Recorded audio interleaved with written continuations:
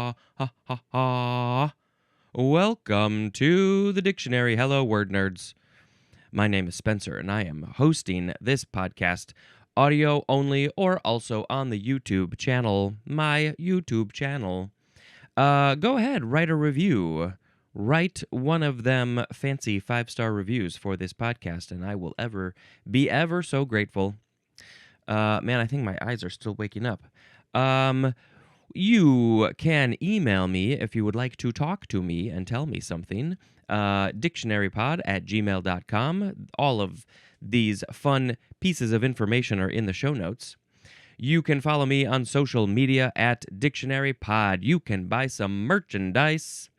You can join the Patreon for only $1 a month, and that will get you very early episodes.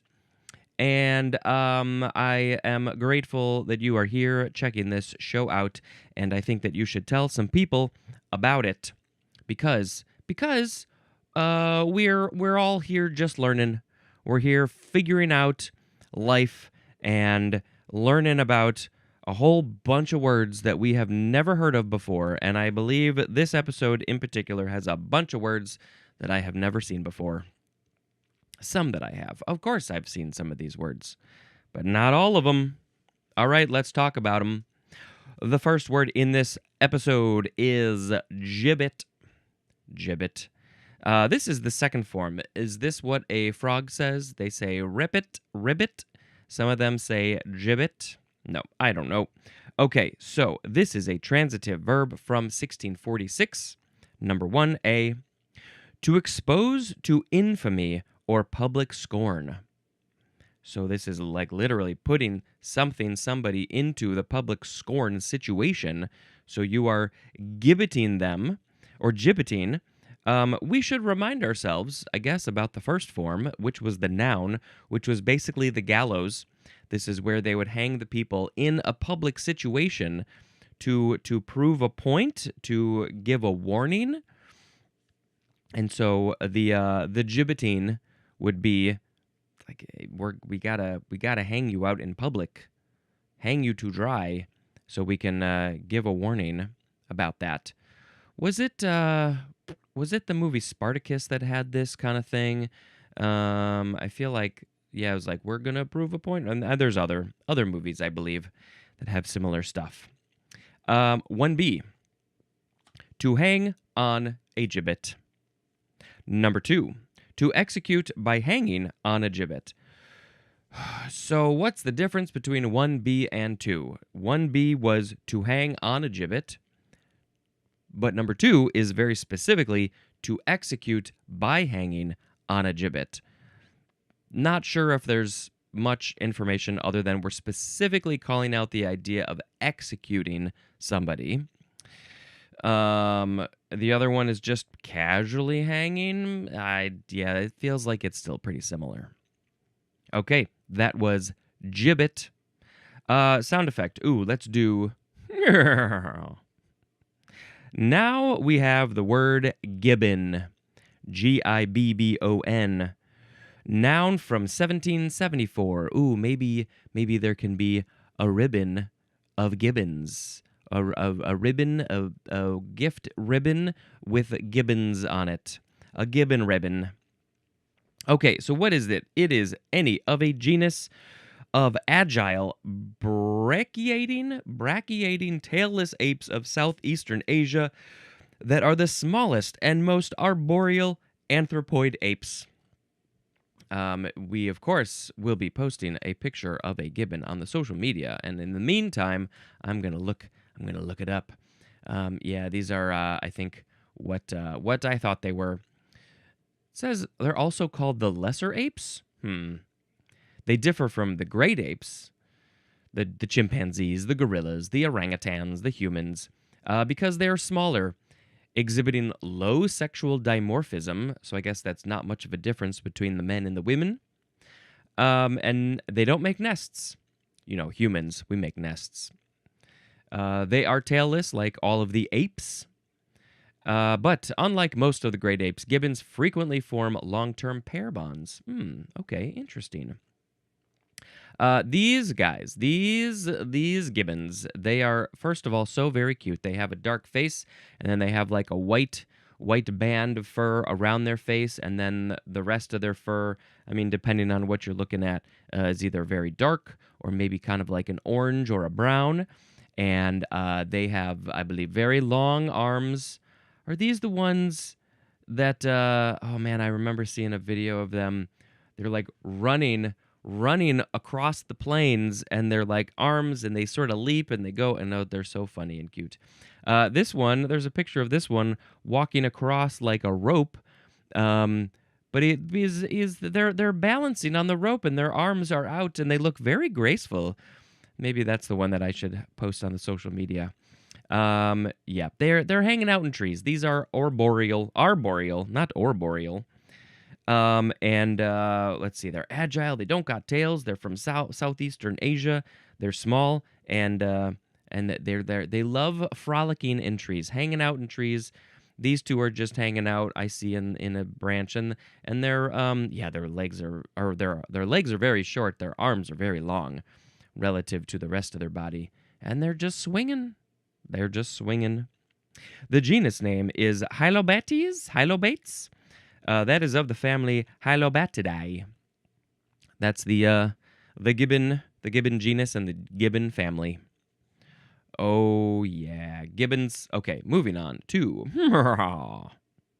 we have gibbosity or gibbosity. So because we have the G at the beginning of the word, you can really use either the G sound pronunciation or the G sound. So this is a noun from the 14th century. The synonyms are protuberance and swelling. So something that's sticking out, swolled up. Maybe you got a bump on your head. Oh, that reminds me of way back in the day. The Chicago Bulls were playing because, of course, they were fantastic, and we were all watching the Chicago Bulls. And Scottie Pippen got bumped in the head, and he had the most strange gibbosity I have ever seen. You should look this up. Maybe I should post this on the social media for gibbosity. It was a swelling, and it looked like it just swelled up very quickly, and it looked like there was a very hard edge. It was like, how did that swell up just like that? It was very strange. I hope he's okay from 35 years ago.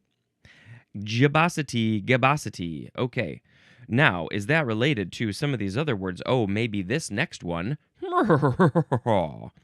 It's the word gibbous or gibbous. Gibbous. It is an adjective from the 14th century. Number 1A, marked by convexity or swelling. So convex, it would be it's sticking out of the thing, which makes sense because it's a swelling. And then so you could say that Scottie Pippen, he was a very he had a gibbous head, a gibbous forehead when he got his gibbosity. 1B, this is talking about a moon or a planet, and it is seen with more than half, but not all of the apparent disk illuminated. More than half, but not all of the apparent disk illuminated. So it's kind of looks like you're seeing, let's say you're seeing 3/4. You're seeing somewhere between the whole moon and half of a moon, not fully whole, but somewhere between there. And so it's like it looks like it's concave. It looks like it's swelling out of the sky. I saw the moon this morning, and looked like it was just about half, I would say. So I will say that that is a gibbous or a gibbous moon. And you know what? When you think about it, that is literally one of the terms that we use for the moon, one of the stages. And I guess it doesn't matter if it's waxing or waning. It's a gibbous waxing moon, a gibbous waning moon, and doesn't matter what stage it's in. If you can see more than half of it, but not all of it, then it's gibbous because it looks like it's all swole It's been doing its workouts, getting its biceps swole. All right. So that's gibbous or gibbous. Either one is fine. That's what they say. Number 2, having a hump. And the synonym is humpbacked. So maybe those whales, you could call them gibbous whales because they have a hump that's like a thing that's protruding out of the back. Or maybe the Notre Dame person who was ringing the bells. I don't know all what they did. They were a gibbous ring-dinger, a ring-a-ding-ding. This word is from the Lower Latin gibbosus, which means humpbacked, and also the Latin gibbus with no O, and that just means hump, so that's what it is. Are people described as gibbous? It's sometimes when you get older, you get that sort of hump in your back, and I don't know if that's something that you can control, but I, definitely want to stand up straight and not get a hump if I can avoid it. Or sometimes it maybe just happens, and so it's like, yeah, that's a gibbous right there on their back. And then we now describe the moon as gibbous. Next, we have the word. It's the word jibe. It is spelled Gibe, or you can replace the G with a J. So these last few words could be pronounced G or J, but they were only spelled with a G. But this one is spelled with a G or a J and is only jibe. Verb from 1567, we are starting with intransitive, which is to utter taunting words. Like maybe the reason that we got a gibbous Scottie Pippen was because maybe he was jibing with the other fellow basketball players on the court. They were taunting each other. That's what they do. They taunt each other. They give some friendly jibes. Though that's a noun, this one's the verb though. So they were probably jibing, and then maybe he jibed him a little bit too much, and the other guy was like, "Well, you're getting an elbow in the forehead." I don't remember exactly how he got the bump on his head. Now we got transitive.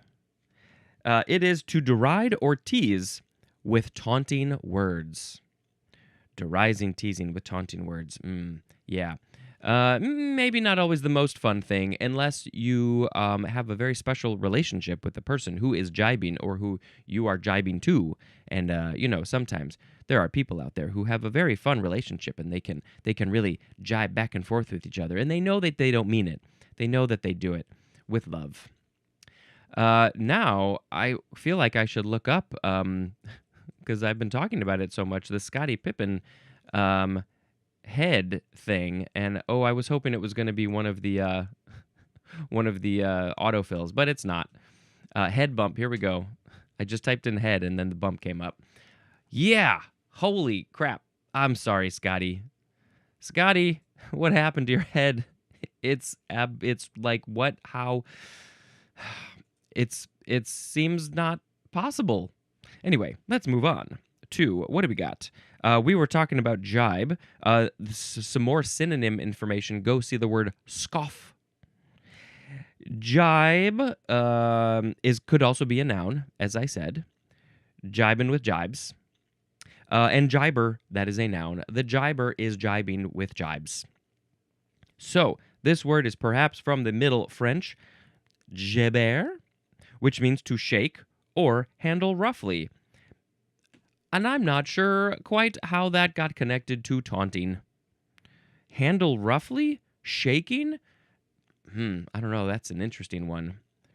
Fascinating. There's got to be some connection, some evolution that I just can't think of right now because I'm so distracted by having to go and then I also need to talk about the word giblets. And this is another word that you could also say giblets. Either one is fine. Noun from the 15th century. It is the edible viscera of a fowl. The viscera All right. You know what? This Scottie Pippen image is staring me in the face, and I think I need to open up a new tab so I don't see that. Okay, so the edible viscera of a fowl. I basically take this to mean it's the intestines. Um, I mean, we don't know obviously what the definition of viscera is because we haven't gotten to the V's yet. We can't look that up. But it's like all the extra stuff that is not quote unquote normal or typical for what people are eating, which is like, the meat, the muscles throughout the body. Maybe would you consider the heart the giblets? Because some people eat it. It's edible, but not everybody does. The neck, is that a thing that people... But then there's all this other stuff. What would be the inedible viscera? Is there anything that's inedible in a fowl bird?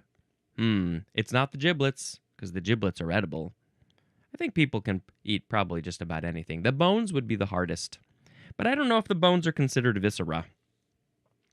This word is from the Middle English gibbelet, which is a giblets piece or non-essential bit.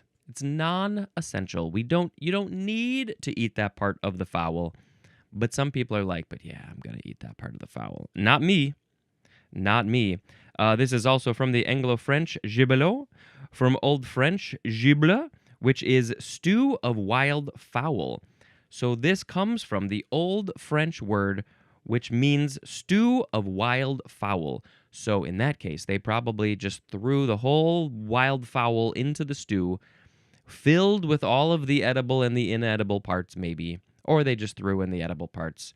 And they were like, ooh, look at that stew. We got potatoes, and we got turnips, and we got onions, but we also have wild fowl edible viscera. And we're going to call it a gible, or giblet. It's the Picard region or something. And then it just turned into a piece of giblets, a non-essential piece. Giblets. I also just love that word, the giblets. Giblets, giblets, giblets, giblets. All right, moving on to Gibraltar. Capital Gibraltar. It is a noun from 1776. It is an impregnable stronghold. So in this context, we're talking about anything that is an impenetrable stronghold. But it is, there's a Gibraltar ape. But it is based on, what is it? The Rock of Gibraltar? Here we go. Let's go find that on the internet. So it's like a fort, that sort of thing. So this is what the book says. The etymology says it's from Gibraltar, which is a fortress in the British colony of Gibraltar. So there is the Rock of Gibraltar, which this says it is a monolithic limestone mountain 426 meters high, dominating the western entrance of the Mediterranean Sea. It is situated near the end of a narrow 9-kilometer-long promontory stretching due south into the Mediterranean Sea and is located within the British territory of Gibraltar. So, if we look at the map, now this is so interesting to me because the British people still own this, and so it's this very tiny little peninsula south of Spain. Is that, yeah, at the bottom southern tip of Spain. And it looks like, is there another part? Is it literally Spain on the other side, or is it something else? Marabella, I hear, maybe it's part of that, or those are regions of Spain. Anyway, the British people are like, yep, we got this. And so it's not the most southern tip of that area that's closest to Africa, because there's a very skinny passageway. I guess that's the 9-kilometer passageway, but it's a little bit north of there. But it's really, really close to that entryway portion. And I guess it's this, was it like right at the end somewhere here? There's Point of Gibraltar. There's a lighthouse there, but where's like the actual mountain part? I've never been there. I want to see. Oh, let's open in maps and let's look at. I don't know why we're doing this. Let's look at. I want to see the satellite. Yeah, the satellite stuff. Show me.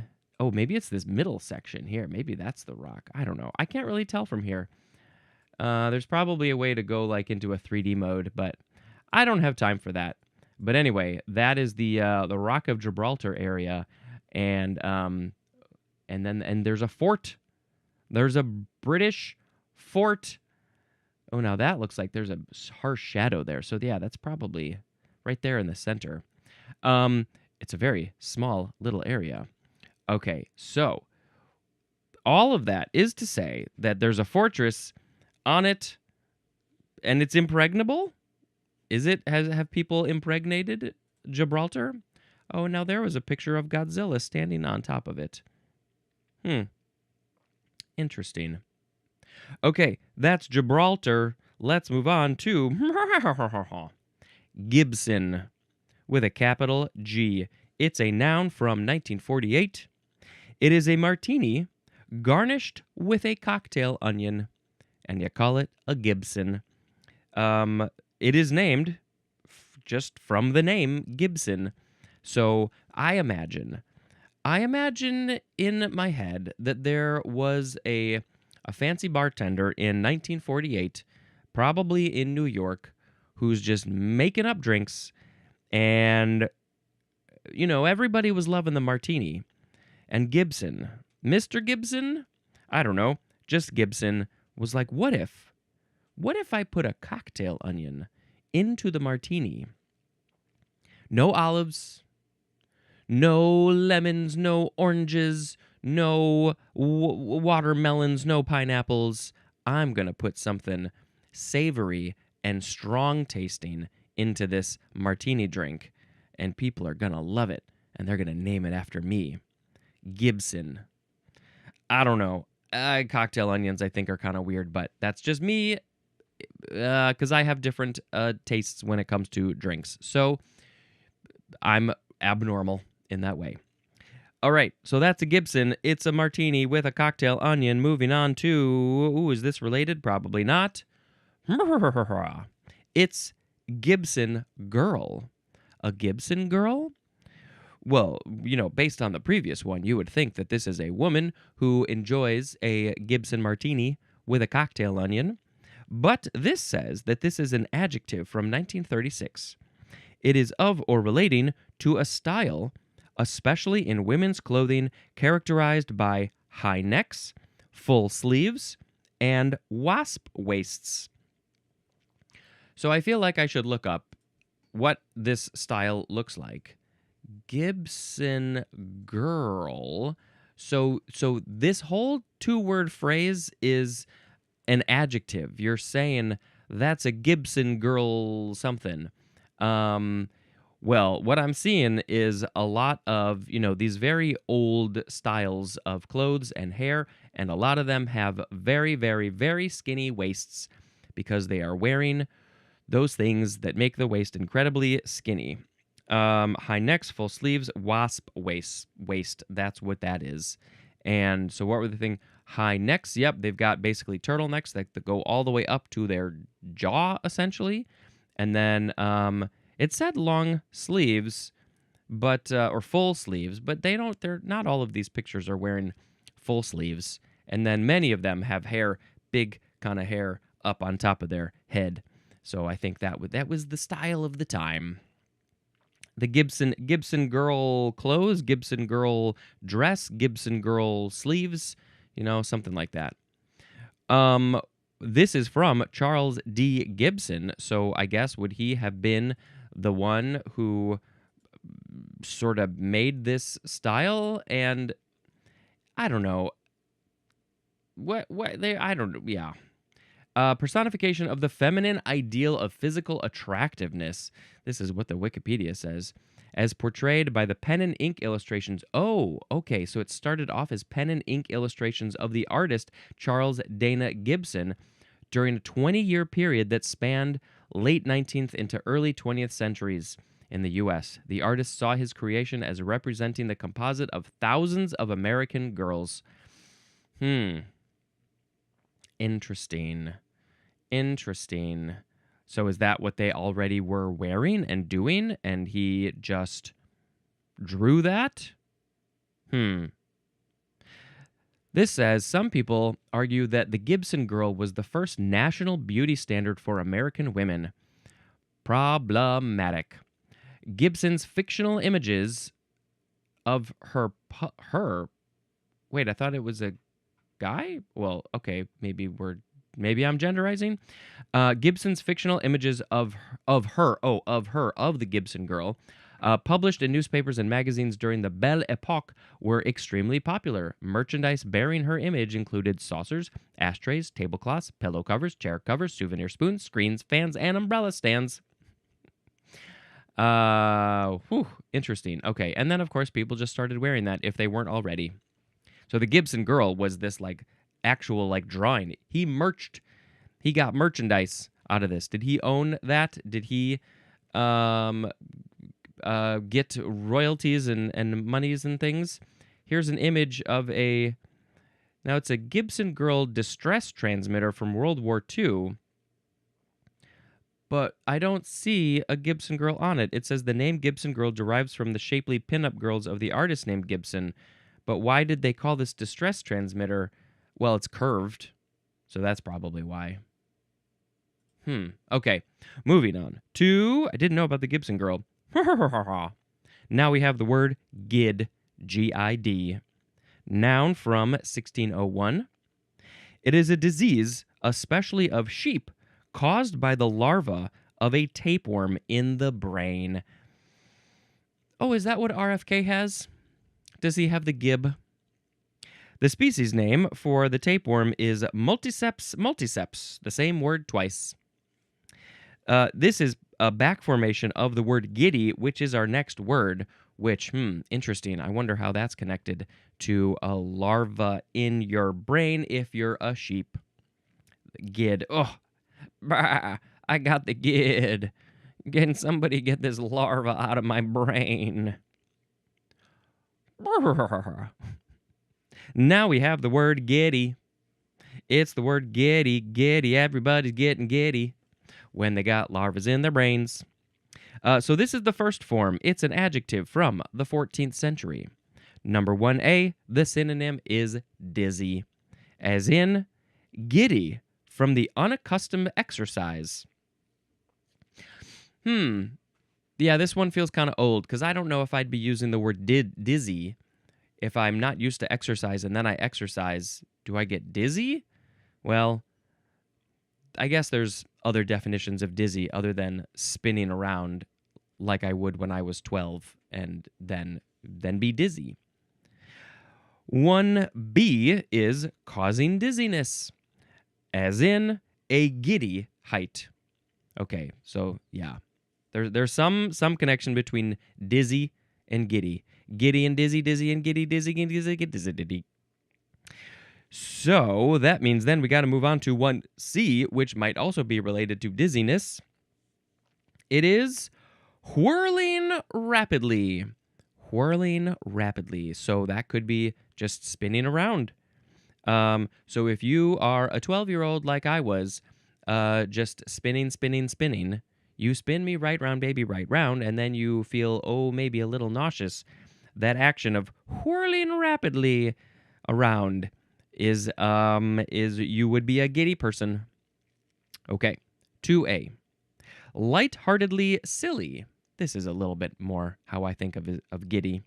The synonym is frivolous. Oh, look at me. I'm lightheartedly silly today. I'm feeling so lightheartedly silly. Lightheartedly silly. I'm feeling giddy today. I often feel quite giddy when I record this. 2B. Or not 2B. This is joyfully elated. The synonym is euphoric. Oh, yes. When you are so happy. You're feeling giddy. Euphoric. Oh, I just finished a test, finished a class, finished a project. Oh, I'm so happy that's off my plate. A huge weight has been lifted off my shoulders. I'm feeling giddy today. I think I shall go whirl rapidly. Giddily is an adverb, and giddiness is a noun. So this word is from the Middle English giddy with one D. It means mad or foolish. It is from the Old English giddig, which means possessed or mad. And it is akin to the Old English god, which means God. Interesting. So, like, you're saying that you are possessed by God? So that makes you mad? Or maybe God is mad? There's something. So, really, giddy just comes from the word God. That's all it is. In a very interesting chain of events. Fascinating. Okay, well, you see mad and foolish, and that makes me think of our previous word, gid. The sheep got the gid, and maybe, this larva tapeworm in the brain makes them go mad, go crazy. So that's probably where that part came from. Because I don't know if they were feeling euphoric necessarily, or dizzy, or lightheartedly silly. Okay, well, let's move on to the second form. The second form of giddy is a verb from 1602. Transitive is to make giddy. And then intransitive is to become giddy. So, something, that tapeworm is making the sheep giddy. The tapeworm is giddying the sheep, and the sheep got giddied. The sheep got giddied. The sheep got giddied. Spinning around every day. All right, moving on to that's a horse. And what do you say to a horse? You say giddy up or giddy up. And you can spell it giddy, Giddy, plus AP or UP, giddy up, giddy up. Also, you could also say get up, GIDDAP, get up. Gotta emphasize the dap, get up. You could also say get up, get up, get up. Okay, what is giddy up? It is an imperfect verb from circa 1897. It is a command, as to a horse, to go ahead or go faster. A command to go ahead or go faster. Because all of the horses speak English, and they are like, oh, you said giddy up. That means that I am supposed to go ahead or go faster because I read the dictionary by Spencer. And, they knew what's going on. So, there's a little etymology. It says it's an alternative of get up.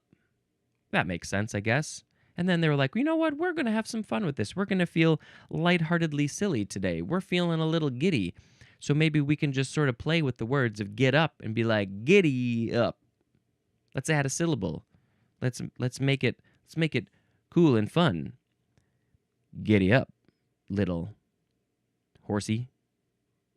Okay, next is Gideon with a capital G.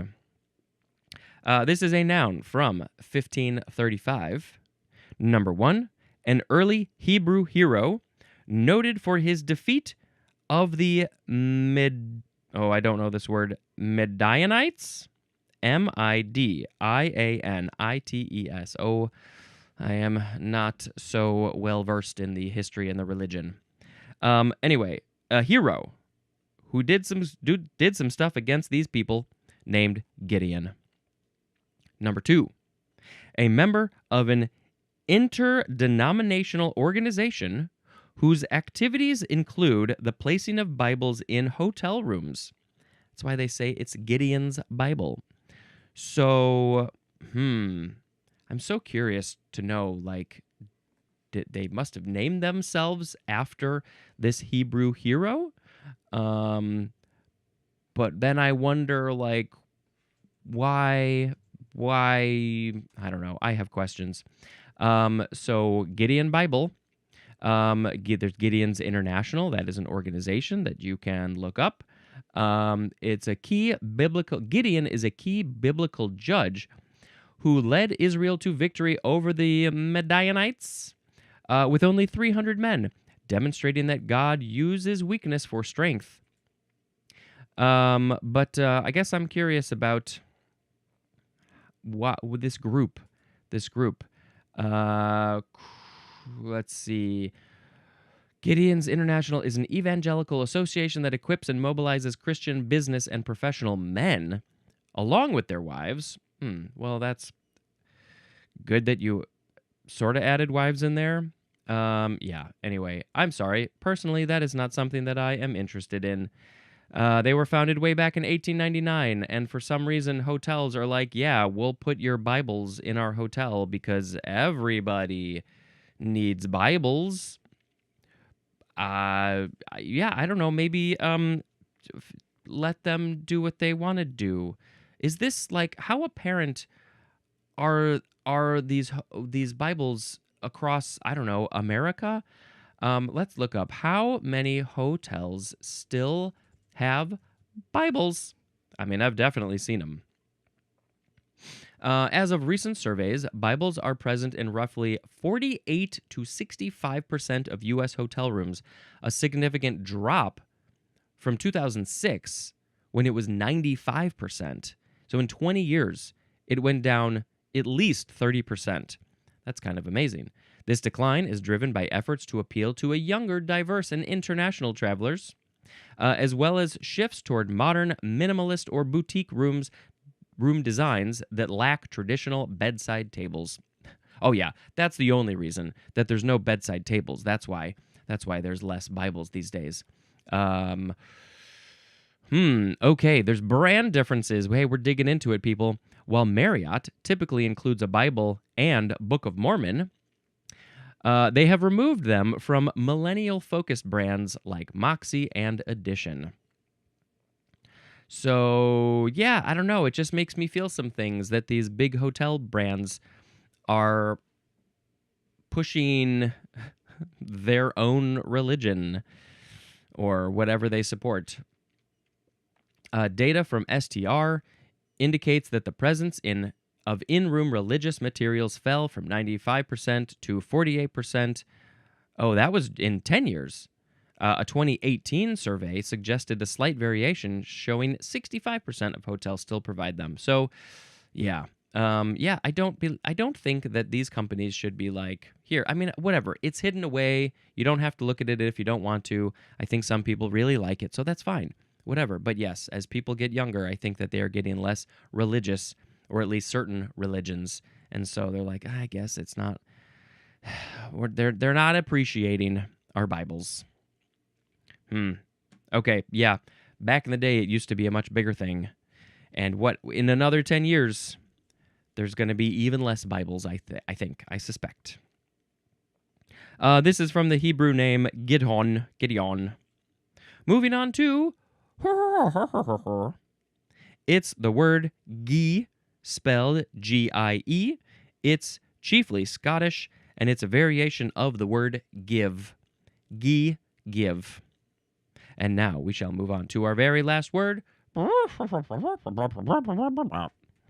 Giddy up, horse. It's the words, let's see, what is it? Giemsa stain.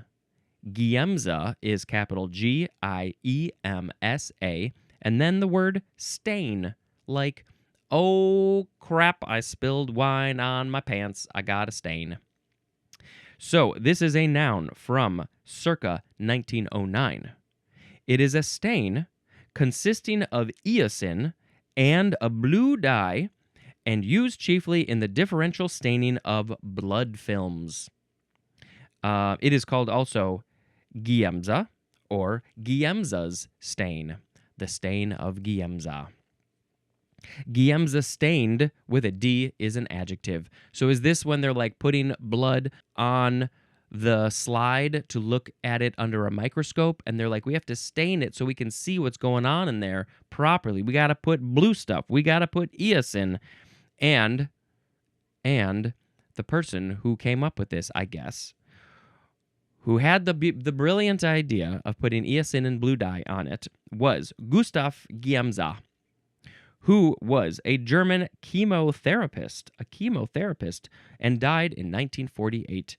And so, yeah, like 40 years earlier was when Giemsa stain was coined, in English at least.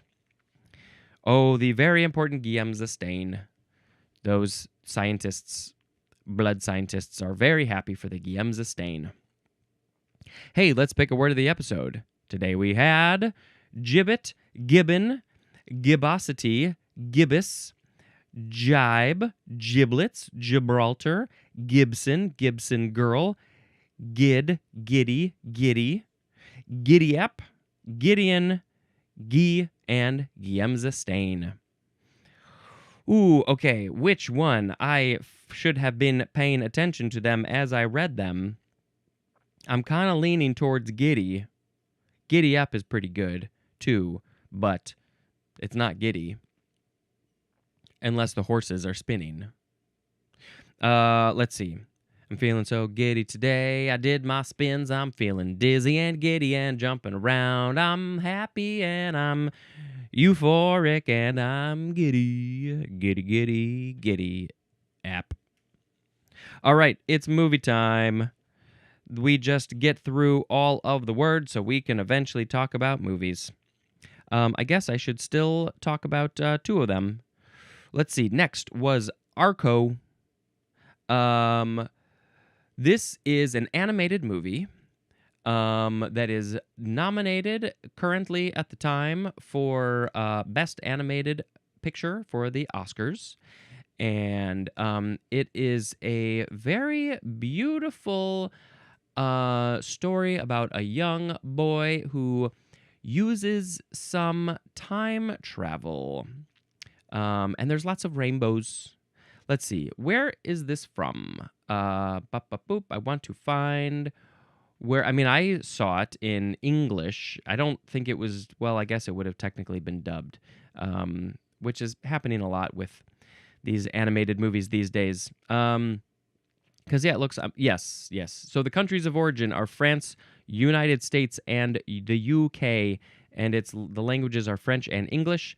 And so it's Arco, A-R-C-O, and I hope that you can find it out there because it is worth a watch.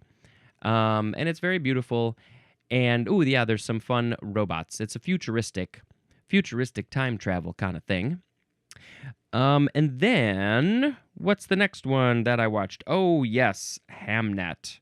Whew, boy, this was the second time watching it, and don't need to say much other than it's so good and intense and worth a watch. And everybody was so good in it.